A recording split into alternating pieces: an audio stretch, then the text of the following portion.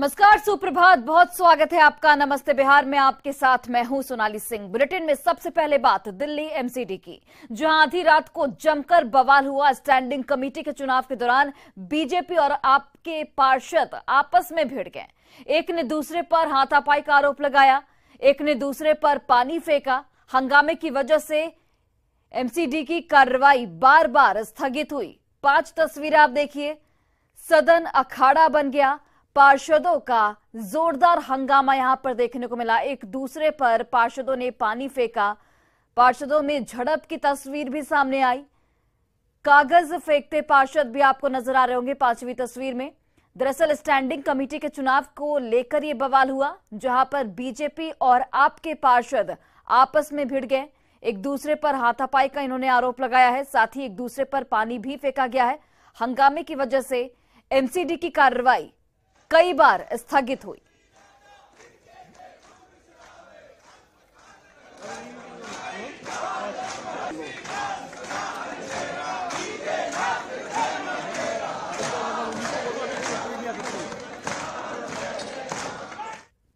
और बड़ी खबर आपको रांची से बताते चले, जहां चीफ इंजीनियर वीरेंद्र राम को गिरफ्तार किया गया है। ईडी ने वीरेंद्र राम को गिरफ्तार किया है। गुरुवार सुबह औपचारिक तौर पर गिरफ्तारी हुई है। कल शाम पूछताछ के लिए ईडी की टीम ले गई थी। करोड़ों रुपए के मनी लॉन्ड्रिंग का इन पर आरोप लगा है। देश भर में 24 ठिकानों पर छापेमारी की गई थी, लेकिन आज ये बड़ी खबर सामने आई कि ईडी ने इनकी गिरफ्तारी कर ली है। आज औपचारिक तौर पर ईडी की ओर से गिरफ्तार किए जा चुके हैं। वीरेंद्र राम को गिरफ्तार किया गया है। चीफ इंजीनियर वीरेंद्र राम इस वक्त ईडी की कस्टडी में है, जिनसे तमाम सवालात भी पूछे जाएंगे। देश भर में 24 ठिकानों पर छापेमारी की गई थी, जिसके बाद गिरफ्तारी की कार्रवाई की गई। और बड़ी खबर वैशाली से सामने आ रही है, जहां पर होटल मैनेजमेंट की छात्रा ने खुदकुशी की है। कमरे में फंदे से लटकता हुआ छात्रा का शव बरामद किया गया है। हजारीबाग की रहने वाली छात्रा बताई जा रही है, जिनका नाम है Nisha Kumari. Hotel management college में पढ़ाई कर रही थी। फिलहाल पुलिस इस पूरे मामले की छानबीन में जुटी हुई है। हालांकि आत्महत्या के पीछे की वजह का खुलासा अभी तक नहीं किया गया है। पुलिस परिजनों से भी लगातार पूछताछ कर रही है और जानकारी जुटाने में लगी हुई है कि आखिर छात्रा ने आत्महत्या क्यों की। और मुजफ्फरपुर से बड़ी खबर, चाकू मारकर युवक की हत्या कर दी गई है। पानापुर के बंगला टोली की पूरी घटना, जहां पर चाकू मारकर युवक की हत्या की गई। जितेंद्र मांझी युवक का नाम बताया जा रहा है। आरोपी भोला मांझी फिलहाल पुलिस की गिरफ्त में है और पुलिस इस पूरे मामले की छानबीन में जुटी हुई है। हत्या के पीछे की वजह को खंगालने की कोशिश लगातार की जा रही है।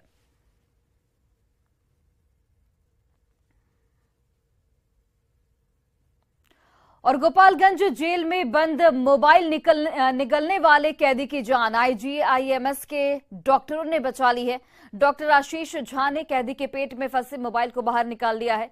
दरअसल गोपालगंज जेल में बंद कैदी कौशल अली ने छापेमारी में पकड़े जाने के डर से मोबाइल निगल लिया था, जिसके बाद 2 दिनों तक उसके खाने की थैली में मोबाइल फंसा रहा और वो दर्द से कराहता रहा।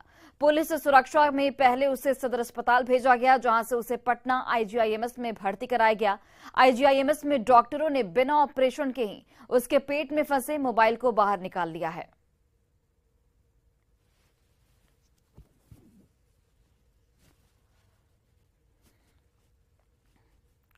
और बड़ी खबर छपरा से सामने आ रही है, जहां खनन इंस्पेक्टर को जिंदा जलाने की कोशिश की गई है। खनन इंस्पेक्टर अंजनी कुमार बीती रात सोनपुर के पास अवैध बालू के ढुलाई की जांच कर रहे थे और इसी दौरान उन्होंने एक ट्रक को भी पकड़ा था। तभी बोलेरो सवार बालू माफिया ने वहां आकर खनन इंस्पेक्टर पर हमला बोल दिया, जिसमें सैप का एक जवान भी जख्मी हो गया। इतना ही नहीं, बालू माफिया ने पेट्रोल मंगाकर खनन इंस्पेक्टर अंजनी कुमार और उनकी टीम के सदस्यों पर डाल दिया और गाड़ी के साथ साथ सभी को जिंदा जलाने की कोशिश की गई। किसी तरह सभी लोग जान बचाकर मौके से भागने में सफल रहे। वहीं बालू माफिया भी ट्रक लेकर भाग निकला। पूरे मामले में सोनपुर थाने में प्राथमिकी दर्ज कराई गई है।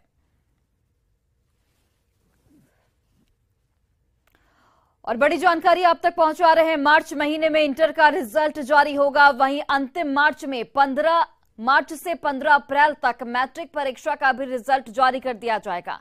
बिहार बोर्ड के अध्यक्ष विनोद आनंद किशोर ने इंटर और मैट्रिक की परीक्षा खत्म होने के बाद न्यूज 18 से बातचीत में बताया कि कैसे परीक्षा संचालन में इस बार बोर्ड को सफलता मिली है और जो नए नए प्रयोग किए गए हैं वो कितने सफल रहे हैं।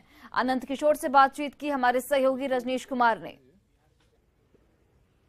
बिहार में इंटर और मैट्रिक की परीक्षा सफलतापूर्वक संपन्न हो चुकी है। ऐसे में हम सीधे बात करते हैं, बिहार बोर्ड के चेयरमैन आनंद किशोर हमारे साथ हैं। सर, राहत की सांस लिए होंगे, आज एक बड़ी चुनौती जो है एक तरह से खत्म। इंटरमीडिएट और मैट्रिक परीक्षा का संचालन सफलतापूर्वक पूरी तरह कदाचार रहित तरीके से स्वच्छ और निष्पक्ष माहौल में इस प्रकार कराया जाता है ताकि विद्यार्थियों को भी कम से कम परेशानी हो। सभी स्टूडेंट्स के लिए एक बीएसईबी यूनिक आईडी की व्यवस्था की और इस यूनिक आईडी को स्टूडेंट्स के आधार से लिंक किया गया है। तो बायोमेट्रिक पर आधारित चूंकि आधार नंबर होता है, अतः इस बीएसईबी यूनिक आईडी को इस प्रकार से डिजाइन किया गया है ताकि किसी भी स्टूडेंट्स के द्वारा जब भी बिहार बोर्ड की परीक्षा में अपीयर हुआ जाता है पहली बार, उसके बाद उसकी पूरी जिंदगी भर जब जब वो किसी भी परीक्षा में, यदि मैट्रिक के परीक्षार्थी भविष्य में इंटर की परीक्षा में अपीयर होते हैं या उसके बाद कभी डीएलएड की परीक्षा में अपीयर हों या उसके बाद कभी टीईटी की परीक्षा में उत्तीर्ण अपीयर हों या वैसी कोई भी परीक्षा जो बिहार विद्यालय परीक्षा समिति में अपीयरेंस की संभावना रहती है, उन सबों में वही यूनिक आईडी यूज किया जाएगा।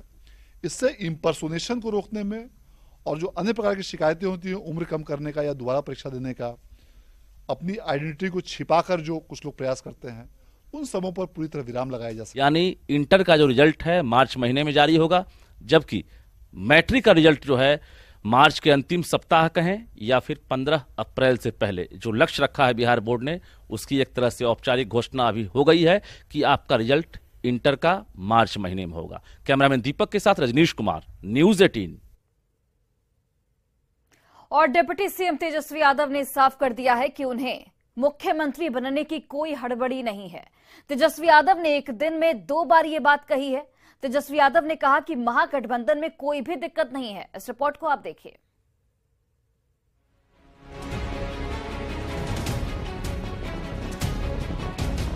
हम पहले ही बता दे रहे हैं, हमको कोई हड़बड़ी नहीं है।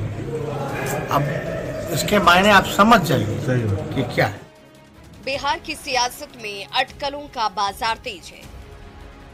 कयासबाजी डिप्टी सीएम तेजस्वी यादव के सीएम बनने को लेकर है। कोई कहता है कि फगुआ के बाद बनेंगे, तो कोई कहता है खुद नीतीश कुमार तेजस्वी की ताजपोशी करेंगे। इन कयासबाजियों के बीच खुद तेजस्वी यादव ने ये साफ कर दिया कि उन्हें कोई जल्दी नहीं है। एक दिन में तेजस्वी यादव ने 2 बार ये बयान दिया, पहले जहानाबाद में और फिर गया में। जहानाबाद के बाद गया पहुंचे तेजस्वी यादव ने वहां भी कहा कि उन्हें मुख्यमंत्री बनने की कोई हड़बड़ाहट नहीं है। इसलिए हम ये कह रहे हैं कि हम लोगों को, हम पहले ही बता दे रहे हैं, हमको कोई हड़बड़ी नहीं है। अब इसके मायने आप समझ जाइए कि क्या है। हम कोई हड़बड़ी में है नहीं। जब बनना होगा तो बनेंगे, तो आपको भी पता चल ही जाएगा। कुछ छुपा करके तो कोई बनता नहीं, लेकिन हमको कोई हड़बड़ी नहीं। तेजस्वी यादव ने कहा कि महागठबंधन में कोई भी दिक्कत नहीं है। महागठबंधन का लक्ष्य 2024 में बीजेपी को सत्ता से बाहर करने का है। महागठबंधन की सरकार है और नीतीश कुमार जी के नेतृत्व में चल रही है। कहीं किसी को जो है कंफ्यूज होने की जरूरत नहीं है। हम लोग विचारधारा जो हमारी है, हम लोग अपने स्वार्थ के चक्कर में सांप्रदायिक शक्तियों को आने नहीं दे सकते। तेजस्वी यादव ने एक दिन में 2 बार बयान दिया और मुख्यमंत्री बनने को लेकर चल रही सियासी बयानबाजी पर विराम लगाने की कोशिश की। न्यूज 18 के लिए जहानाबाद से राजीव रंजन विमल और गया से एलन लीली की रिपोर्ट।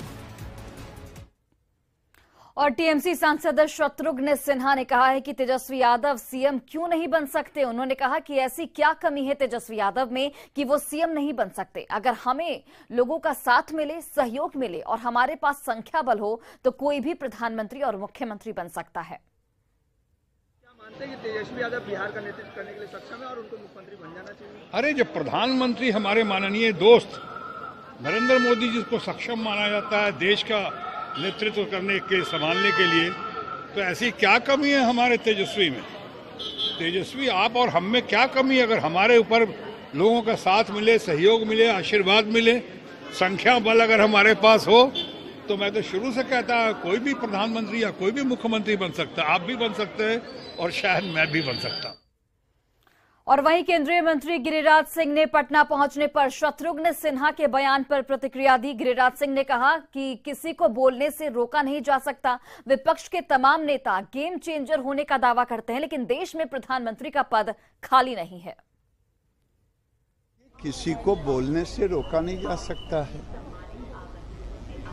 केजरीवाल जी के लोग कहते हैं वो भी गेम चेंजर हैं। केसीआर आए थे पटना नीतीश कुमार को समझाने कि मैं हूं गेम चेंजर, और नीतीश कुमार समझा रहे थे उनको कि मैं हूं गेम चेंजर। तो मुंडे मुंडे मति भिन्न है। देश में प्रधानमंत्री का पद खाली नहीं है। बिहार में मुख्यमंत्री के पद को लेकर तेजस्वी यादव के बयान पर नेता प्रतिपक्ष विजय सिन्हा ने निशाना साधा है। विजय सिन्हा ने कहा कि तेजस्वी दिल्ली तौर पर चाहते हैं कि वह जल्द से जल्द मुख्यमंत्री बन जाएं, जिसके लिए उन्होंने सारे सिद्धांतों को त्याग दिया है। लेकिन तेजस्वी यादव की ये चाहत कभी पूरी नहीं होने वाली है। को आश्वस्त करना चाह रहे हैं, दिखाना चाह रहे हैं कि मुझको हड़बड़ी नहीं है। अरे आपको तो इतनी हड़बड़ी है कि आपने अपने सिद्धांत को छोड़ करके जिस मुख्यमंत्री को पलटू राम, कुर्सी कुमार, बेशर्म, क्या क्या आपने कहा था, और उसी से गलबहियां कर रहे हैं। किस लिए किए थे गलबहियां? कि मुख्यमंत्री बना देगा, लेकिन मुख्यमंत्री तो आप बनने से रहे। और आरएलजेडी यानी कि राष्ट्रीय लोक जनता दल प्रमुख उपेंद्र कुशवाहा ने किसान समागम में तेजस्वी यादव की खाली कुर्सी को मुद्दा बनाकर सीएम नीतीश कुमार पर हमला बोला है। कुशवाहा ने कहा कि नीतीश कुमार की हालत दयनीय हो चुकी है। अभी डिप्टी सीएम मुख्यमंत्री को 2 घंटे इंतजार करवा रहे हैं। आरजेडी सत्ता में आ गई तो सोचिए आखिर क्या होगा।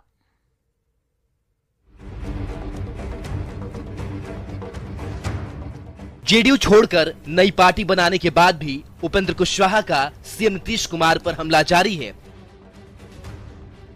कुशवाहा ने कहा है कि नीतीश कुमार की हालत दयनीय हो गई है। आरजेडी ने नीतीश की दुर्गति कर दी है। क्या स्थिति हो गई नीतीश कुमार जी की? 2.5 घंटा 2 घंटा नीतीश जी इंतजार करें अपनी मंत्री परिषद के किन सदस्य के लिए, और वह भी कोई बाहर से आ रहा हो, फ्लाइट में देरी हो गई, कोई और कारण हो गया बड़ा, वह नहीं पटना में रहते हुए अपने घर से निकलकर 4 कदम की दूरी पर 10 मिनट में जाना है, और वहां मुख्यमंत्री जी को इंतजार करना पड़ा। अब उनकी ऐसी व्यवस्था देखकर हम लोगों को भी अंदर से बड़ी परेशानी होती है। ताजा हमला के लिए कुशवाहा ने उस खाली कुर्सी का सहारा लिया जो मंगलवार को तेजस्वी यादव के लिए किसान समागम में लगाई गई थी, लेकिन तेजस्वी 2-2.5 घंटे बाद पहुंचे। तब तक नीतीश कुमार कार्यक्रम में मौजूद रहे, लेकिन तेजस्वी की कुर्सी खाली रही। अब कुशवाहा का कहना है कि जब तेजस्वी सीएम नहीं बने हैं तब तो ये हाल है, जब सीएम बन जाएंगे तो सोचिए जेडीयू के लोगों का क्या होगा। आज नीतीश जी मुख्यमंत्री हैं, उनकी यह दुर्गति राष्ट्रीय जनता दल के लोग बना रहे हैं।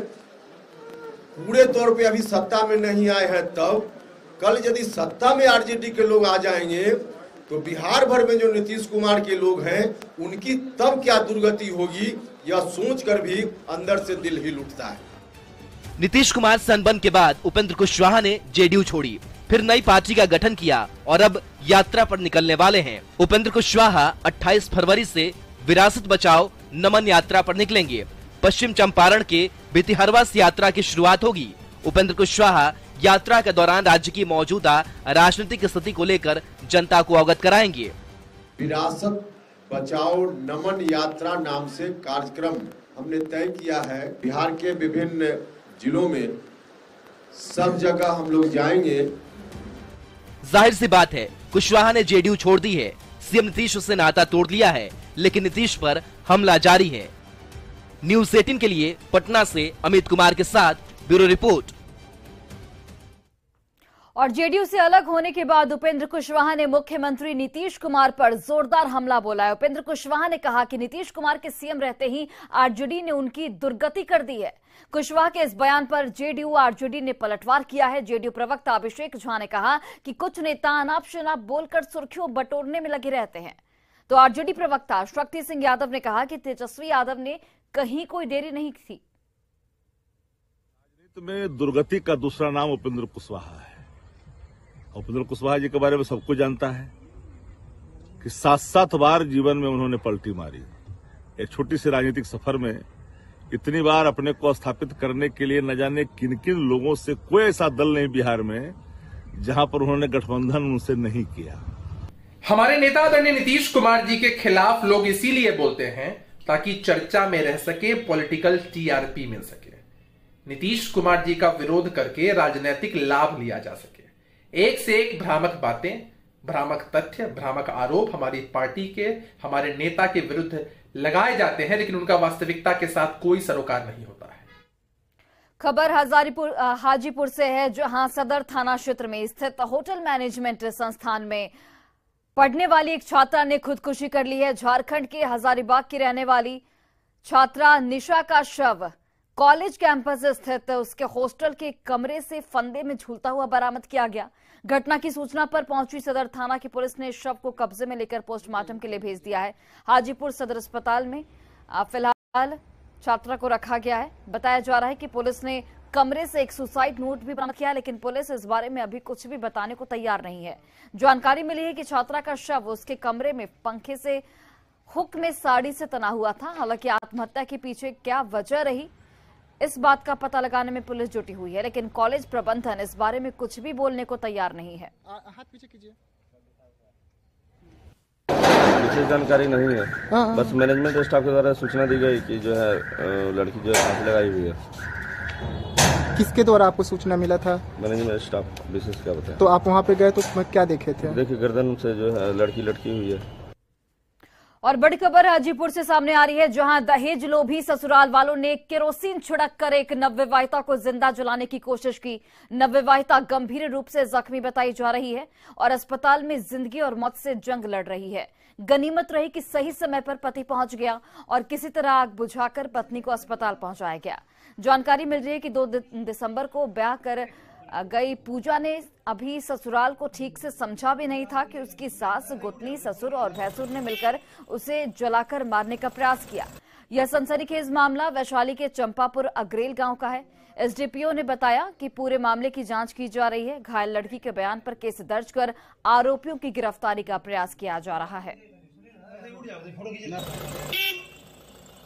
अभी अनुमंडल अस्पताल में इलाज करा रही है पूजा कुमारी 22 साल और इनकी शादी को 2 महीना भी हुआ है। ये बलिगांव थाना क्षेत्र के चंपापुर अग्रेल खुर्द की रहने वाली है और महुआ थाना ने इनका फर्द लिया है। इनका एलिगेशन है कि इनके ससुराल वाले दहेज प्रताड़ना के कारण इनको आज जलाने का प्रयास किए, जिसमें ये झुलस गई और इनके पति ने इनको बचाया। और बिहार में होली करीब आते ही शराब तस्कर काफी सक्रिय हो चुके हैं। शराब की तस्करी के लिए नए नए हथकंडे अपनाए जा रहे हैं। ताजा मामला गोपालगंज से सामने आया है, जहां कुचायकोट थाने की टीम ने शराब से भरी एक केट्रा कार को जब्त किया। साथ ही एक शराब तस्कर को भी पुलिस ने अरेस्ट किया है। एसपी स्वर्ण प्रभात ने बताया कि बीते 24 घंटे में 75 लोगों की गिरफ्तारी की गई है।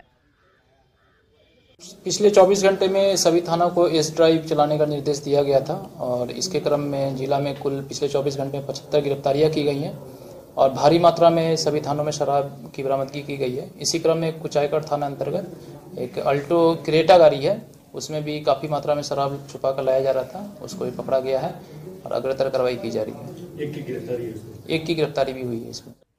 और पटना सिटी के जेठुली में रविवार को पार्किंग के विवाद में हिंसा और अगजनी के बाद घटनास्थल पर फिलहाल शांति कायम है, लेकिन पुलिस अभी भी इलाके में कैंप कर रही है।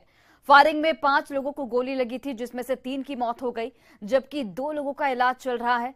3 लोगों की मौत से गम में डूबा परिवार अब सरकार और प्रशासन से न्याय की गुहार लगा रहा है। घटना के मुख्य आरोपी उमेश रॉय की गिरफ्तारी और उसको कड़ी से कड़ी सजा दिलाने की मांग की जा रही है। पार्किंग के विवाद में दोनों पक्षों के बीच कहासुनी के बाद मारपीट और फायरिंग हुई थी, जिसके बाद भड़के लोगों ने भी आरोपी के घर, मैरिज हॉल और गाड़ियों को आग के हवाले कर दिया था। हमारा पति के ले लिए सर, हमारा कहीं न आएगा पति, हमको उसको फांसी दीजिए, उसको सजा कीजिए, हमारा कुछ सब भाई के मत करिए, हमारा कुछ न किया, पति के ले लिया। अब आदमी आवेगा लौट के, आदमी चल गया जो लौट के कहियो आवेगा, ले लिया, ना झगड़ा न लड़ाई हुआ, इसी आके मार दिया।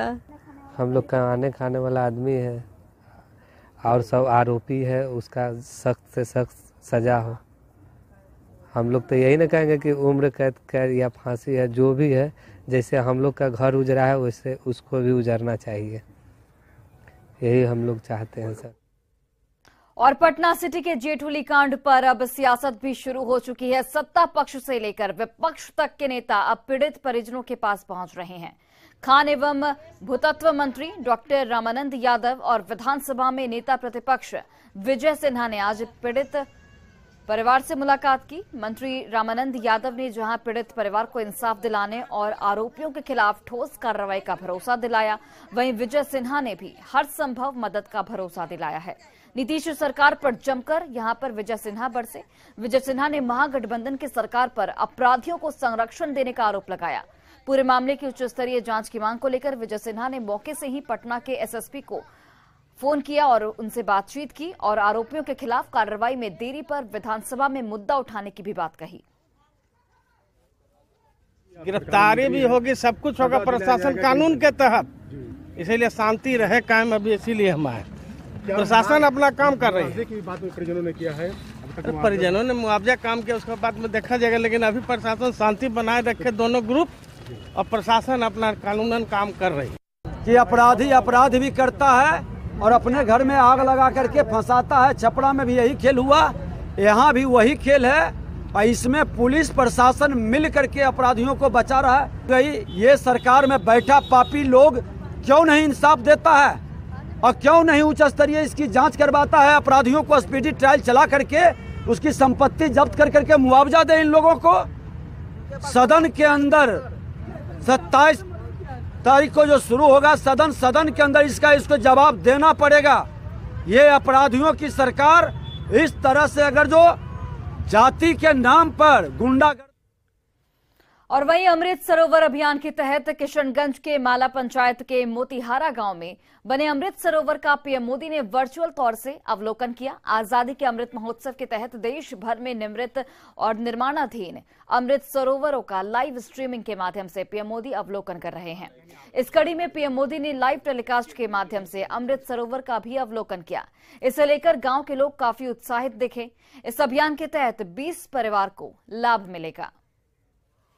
उनमें से एक अमृत सरोवर जो हाला माला पंचायत में अवस्थित है, उसका अवलोकन माननीय प्रधानमंत्री जी के द्वारा किया गया है। जिला वासी भी उत्साहित हैं, प्लस इसके अलावा जो यहाँ के जो पंचायत के जो बच्चे हैं, हमारे जो बुजुर्ग हैं, जो बड़े हैं, हमारे मुखिया जी हैं, अगल पड़ोस के मुखिया जी हैं, वो लोग भी काफी उत्साहित हैं। उन्हें भी काफी अच्छा लगा इस सरोवर को देख करके, चूंकि यह एक अच्छी जगह हो गई है, पर्यटक की एक अच्छी जगह हो गई है। लोग यहाँ पर आकर तफरीह कर सकते हैं, सेल्फी ले सकते हैं, थोड़ा मनोरंजन कर सकते हैं, शाम का समय बिता सकते हैं, बच्चे यहाँ पर खेलेंगे। और फिलहाल इस बुलेटिन में बस इतना ही। आप देखते रहिए न्यूज़ 18 बिहार झारखंड।